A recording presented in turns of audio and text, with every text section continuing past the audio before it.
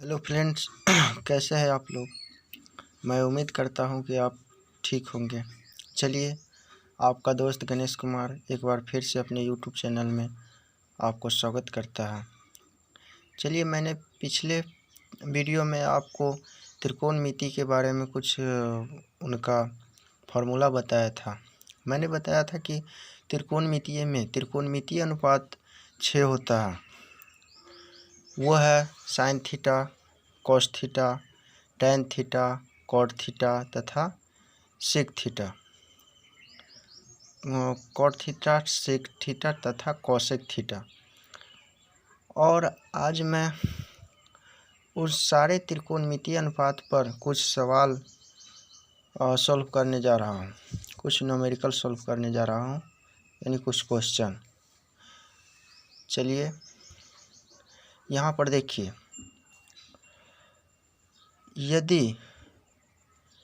यदि tan theta बराबर 8/5 हो तो अन्य सभी त्रिकोणमितीय अनुपात निकालें। चलिए, यहाँ पर सबसे पहले एक त्रिभुज बनाते हैं, समलंब त्रिभुज बनाते हैं। और मैंने पहले बताया था कि इसे H बोला जाता है, यानी कर्ण बोला जाता है, और इसे P बोला जाता है, यानी लंब। इसे आधार बोला जाता है, यानी B। चलिए, आइए मैं इस सवाल पर बात करता हूँ। यहाँ पर आप देखिए कि समलंब त्रिभुज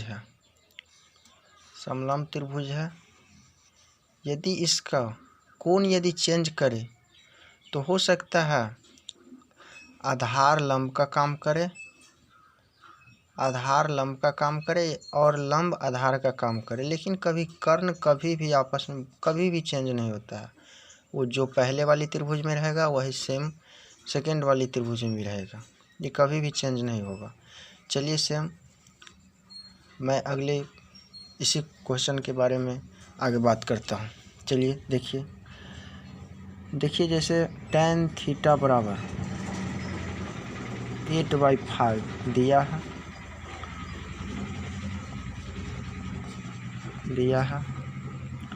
चलिए, अब देखिए, जैसे मैंने पहले ही बताया था कि टैन थीटा बराबर क्या होता है। टैन थीटा बराबर होता है लंब बाय आधार। तो यहाँ पर देखिए, लंब कितना हो गया हमारा, लंब हो गया 8 और आधार हो गया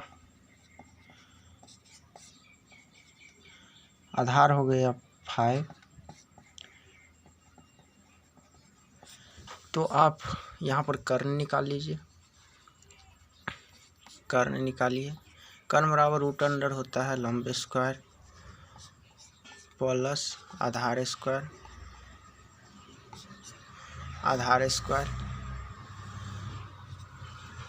तो यहाँ देखिए, बराबर रूट अंडर लंब स्क्वायर, लंब कितना है 8 है, प्लस आधार कितना है 5 है, तो स्क्वायर कर दीजिए। 8 का स्क्वायर होता है 64 प्लस 5 का स्क्वायर होता है 25।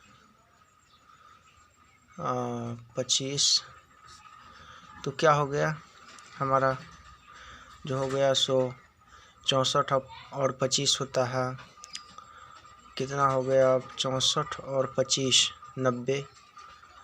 90 हो गया हमारा रूट अंडर 90। अब चलिए यहाँ पर देखते हैं, रूट अंडर 90 हो गया तो इसका वर्गमूल ले लीजिए। 3 तिया 9 और 3 गुना 10 बराबर 2 दूना 4, 3 दूना 3। अब इसको रूट अंडर, अब इसको ले लेते हैं 3 × 3√10। चलिए, हमारा कर्ण बन गया कितना 3√10। तो यहाँ देखिए जैसे कर्ण हो गया 3√10, आधार हो गया हमारा कितना, देखिए यहाँ पर आधार हो गया 5, लंब हो गया 8। चलिए अब देखिए यहाँ पर तो tan थीटा बराबर 8/5, तो आप cot A निकालिए या sin A से शुरू कीजिए। sin थीटा बराबर कितना होता है, क्या होता है, लंब बाई कर्ण बराबर लंब कितना दिया हुआ है 8 और कर्ण कितना दिया हुआ है √3√10। यहाँ पर आप देख सकते हैं sin थीटा बराबर लंब बाई कर्ण होता है बराबर 8/3√6, 3√10 है, सॉरी 3√10। यहाँ पर आप देखिए 3√10। तो सेम इसी तरह से आप cos थीटा का मान निकाल सकते हैं, बराबर होता है आधार बाई कर्ण, तो आधार कितना दिया हुआ है 5 और कर्ण दिया हुआ है 3√10। सेम इसी तरह से आप cot A निकालते हैं, cot थीटा इक्वल टू cot थीटा बराबर होता है आधार बाई लंब, तो बराबर हो गया आधार बाई लंब बराबर कितना हो गया, आधार हो गया कितना दिया हुआ है 5, लंब दिया हुआ है 8। सेम उसी तरह से आप अगले सारे तीन बचा, सेक और कौशिक 2 ही बचा। सेक और कौशिक आप निकाल सकते हैं। सेक थीटा बराबर होता है कर्ण बाई आधार, कौशिक थीटा बराबर होता है कर्ण बाई लंब। आप सेम इसी तरह से निकाल सकते हैं। चलिए मैं फॉर्मूला दे देता हूँ। सेक थीटा इक्वल टू होगा जो h बाई बी और कौशिक थीटा बराबर h बाई पी। चलिए इस फार्मूला पर आप सेट कर सकते हैं, कर लीजिएगा। चलिए मैं आगे बढ़ता हूँ अगला सवाल पर।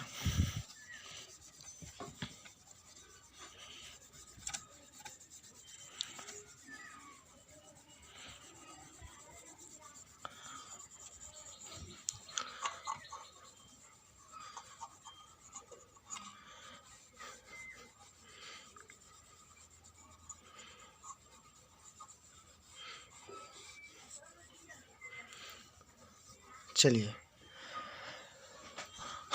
आगे दिए हुआ है, देखिए जैसे मान के चलिए यदि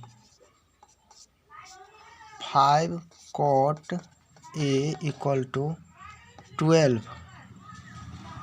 हो तो अन्य सभी त्रिकोण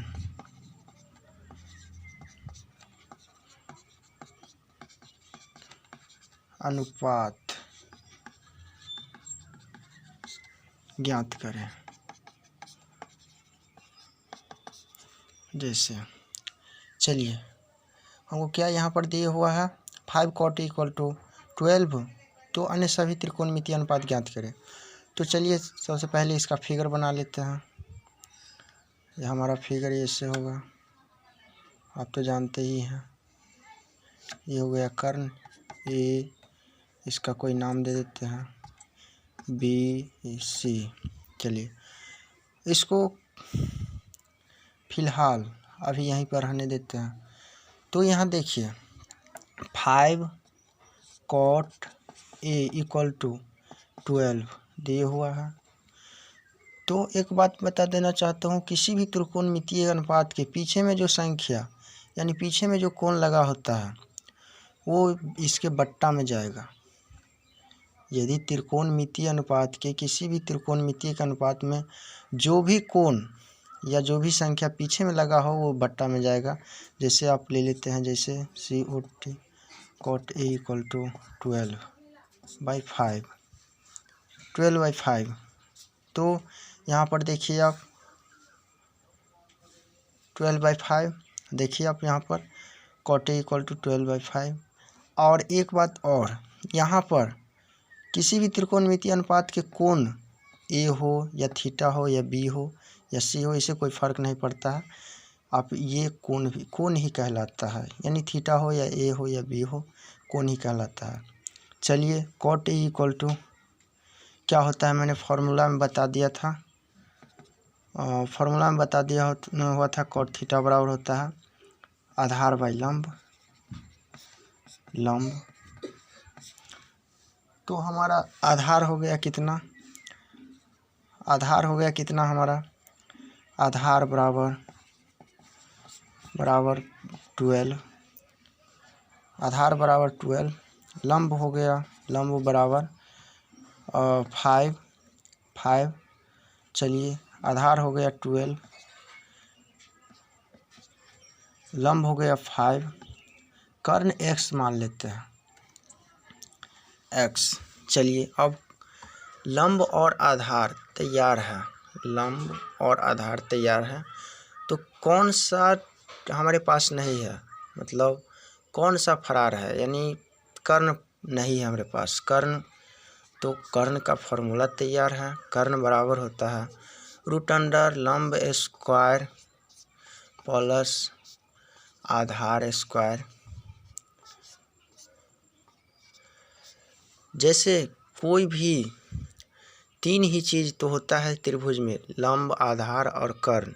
यदि दो दिया हो, दो यदि तैयार हो तो कोई एक फरार रहेगा, और जो फरार रहेगा उसका फॉर्मूला तैयार रहेगा। देखिए यहाँ पर लंब और आधार दिए हुआ है, तो इसका कर्ण का फॉर्मूला तैयार है। कर्ण बराबर होता है √अंडर लंब स्क्वायर प्लस आधार स्क्वायर। तो आप ले लीजिए यहाँ पे लंब कितना दिए हुआ है, लंब है 5 का स्क्वायर प्लस 12 का स्क्वायर, तो हो जाएगा √अंडर 25 प्लस 12 का स्क्वायर होता है 144। चलिए तो हो गया √अंडर 169, यानी हो गया 13 हो गया यहाँ पर। तो हमारा यहाँ पर ले लिए, हो गया हमारा 13, कर्ण निकल गया, यानी H भी हमारा तैयार है, P भी तैयार है और B भी तैयार है। तो देखिए अब क्या कह रहा है, अन्य सभी त्रिकोणमितीय अनुपात निकालें। तो हम पहले साइन से निकाल लेते हैं। साइन थीटा बराबर, मैंने पहले ही बता दिया था अगली वीडियो में कि साइन थीटा बराबर होता है लंब बाई कर्ण बराबर लंब हमारा कितना है 5, लंब यहाँ पर दिए हुआ है 5, और कर्ण कितना निकला है हमारा 13, 5/13। चलिए 5/13, और चलिए cos थीटा बराबर यानी cos A ले लीजिए, थीटा ले लीजिए या A ले लीजिए। cos A इक्वल टू हो गया हमारा कितना, फॉर्मूला क्या होता है, आधार बाई कर्ण